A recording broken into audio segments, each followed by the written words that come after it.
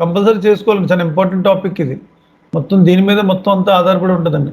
SIP management మొత్తం అంతా ఇదే హౌస్ బ్యాంక్స్తోనే. ఇక్కడ నార్మల్లీ ఇది ఏంటంటే ఇది మాన్యువల్లీ క్రియేట్ చేయడం యాక్చువల్గా.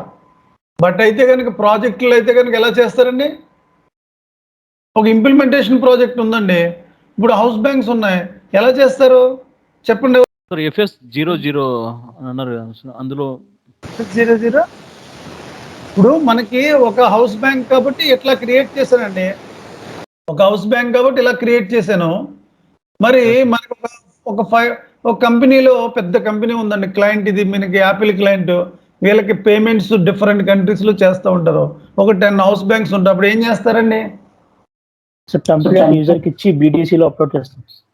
టెంప్లెట్ ఏం టెంప్లెట్ అండి, house bank template, master data template. House banks ఇచ్చి యూజర్కి ఇస్తారు, యూజర్ ఫిల్ చేస్తాడు, అయిపోయింది. సో మనకి ప్రాజెక్ట్ సపోర్ట్కి వెళ్ళిపోయింది.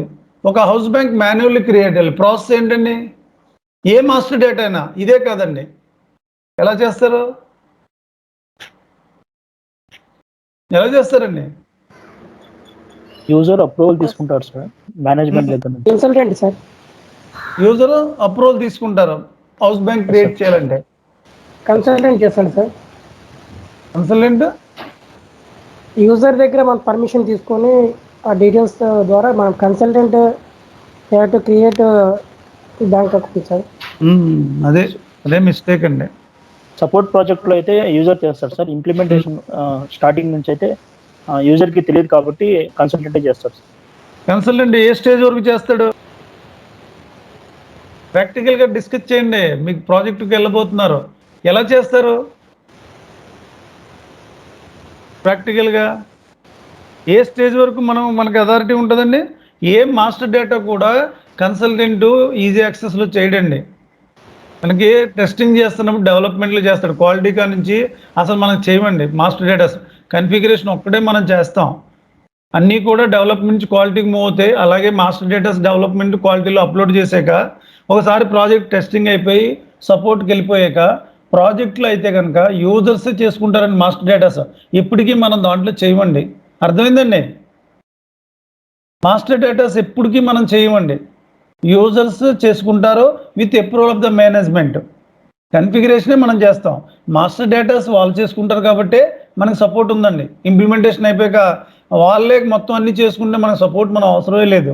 వరల్డ్ వైడ్ ఇదే కదండి, ఈ టెక్నాలజీలోనే సపోర్ట్ అవసరం లేదు. అర్థమైంది సార్. మాస్టర్ డేటాస్ యూజర్స్ ఎందుకు చేసుకుంటారండి, మాస్టర్ డేటాస్ యూజర్స్ ఎందుకు చేసుకుంటారండి, వాళ్ళకి వాటి మీద అవగాహన అన్నీ ఉంటాయి కదా సార్.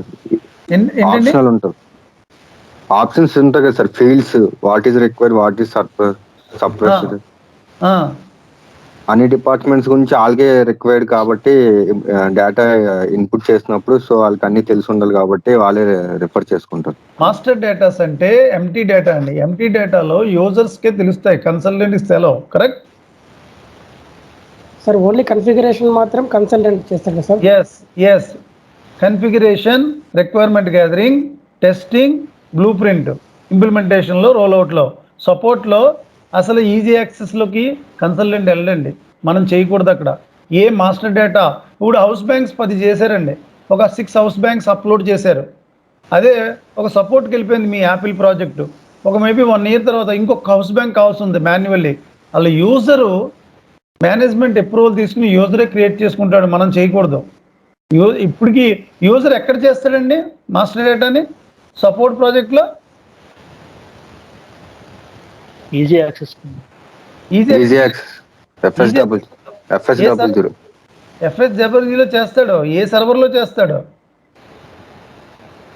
Production సర్వర్లో చేసుకుంటాడండి direct. అదే కన్ఫిగరేషన్, ఏ కన్ఫిగరేషన్ అయినా మీరు ప్రొడక్షన్లో చేయకూడదండి, ఎక్సెప్ట్ 2 పాయింట్లు అండి. ఏంటి సార్ ఆ 2 పాయింట్లు మహేష్ గారు, ఏంటండి? Number ranges. Fine. Second one which is furtherly extended వాటికి సార్ నెంబర్ రేంజెస్ ఒకటి, ఇంకొకటి ఉంది చెప్పండి. Foreign exchange rates, exchange rates, foreign exchange కాదండి, ఎక్స్చేంజ్ రేట్స్ OB08.